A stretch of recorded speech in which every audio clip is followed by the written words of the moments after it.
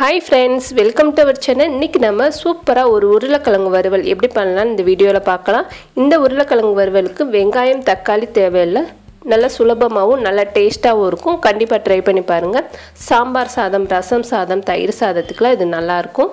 இப்போ ஒரு கடாய் ஹீட் பண்ணிட்டு ஒரு 3 டேபிள்ஸ்பூன் அளவுக்கு தேங்காய் எண்ணெய் சேர்த்திருக்கேன். தேங்காய் எண்ணெய் இந்த உருளைக்கிழங்கு வறுவலுக்கு நல்ல டேஸ்ட் கொடுக்கும். இது கூட 1 டேபிள்ஸ்பூன் அளவுக்கு ஜீரகம் சேர்த்துக்கோங்க.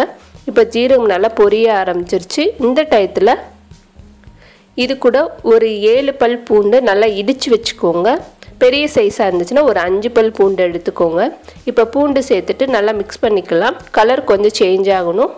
இப்போ பாத்தீங்கன்னா பூண்டு நல்லா வதங்கி இருக்கு. இந்த டயத்துல மசாலா சேர்த்துக்கலாம். இது கூட 1/4 டீஸ்பூன் மஞ்சள் தூள் சேர்த்திருக்கேன். 1 டேபிள்ஸ்பூன் தனி மிளகாய் தூள். இப்போ மிளகாய் தூள் சேர்த்ததுக்கு அப்புறமா 1 டேபிள்ஸ்பூன் தனியா தூள் சேர்த்துக்கோங்க. மல்லி தூள் சேர்த்திருக்கேன். இது கூட 1 டீஸ்பூன் சோம்பு தூள் சேர்த்துக்கலாம். 1 டீஸ்பூன் சாட் மசாலா சேர்த்திருக்கேன். புளிப்புக்கு சாட் மசாலா தான் சேர்த்திருக்கேன். சாட் மசாலா இல்லாதவங்க லெமன் சாறு கூட 1 டேபிள்ஸ்பூன் சேர்த்துக்கலாம். இப்போ நல்லா மிக்ஸ் பண்ணதுக்கு அப்புறமா இது கூட ஒரு 2 மீடியம் சைஸ் உருளைக்கிழங்கு குக்கர்ல உப்பு போட்டு வேக வச்சிருக்கேன்.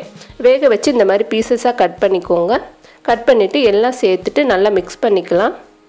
இப்போ நல்லா கலந்ததுக்கு அப்புறமா இதுல கொஞ்சமா மட்டும் உப்பு சேர்த்துக்கோங்க. ஏற்கனவே உருளைக்கிழங்கு வேக வைக்கும்போது உப்பு சேர்த்திருந்தனால கொஞ்சம் மட்டும் உப்பு சேர்த்திருக்கேன்.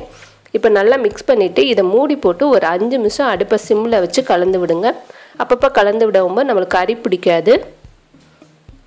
இப்போ ஒரு 5 நிமிஷம் நல்லா வறுக்கட்டும். நல்லா மொறுமொறுப்பா வரும்.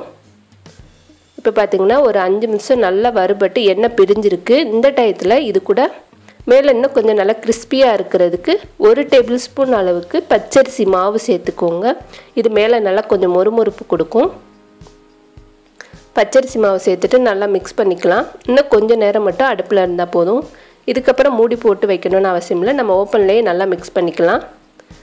இப்போ நம்மளோட டேஸ்டியான உருளைக்கிழங்கு வறுவல் ரெடி ஆயிருச்சு. இதுக்கு மேல கொஞ்சம் பொடியா கட் பண்ண கொத்தமல்லி சேர்த்துட்டு நம்ம இறக்கிடலாம். இது எல்லா வெரைட்டி ரைஸ்க்கும் சூட்டபிளா இருக்கும். மோர் குழம்பு, ரசம் சாதம், தயிர் சாதம், சாம்பார் சாதம் எல்லாத்துக்குமே இது நல்லா இருக்கும். கண்டிப்பா ட்ரை பண்ணி பாருங்க. இந்த வீடியோ உங்களுக்கு பிடிச்சிருந்துச்சுனா லைக் பண்ணுங்க, ஷேர் பண்ணுங்க, மறக்காம நம்மளோட சேனலுக்கு Subscribe பண்ணுங்க. Thank you.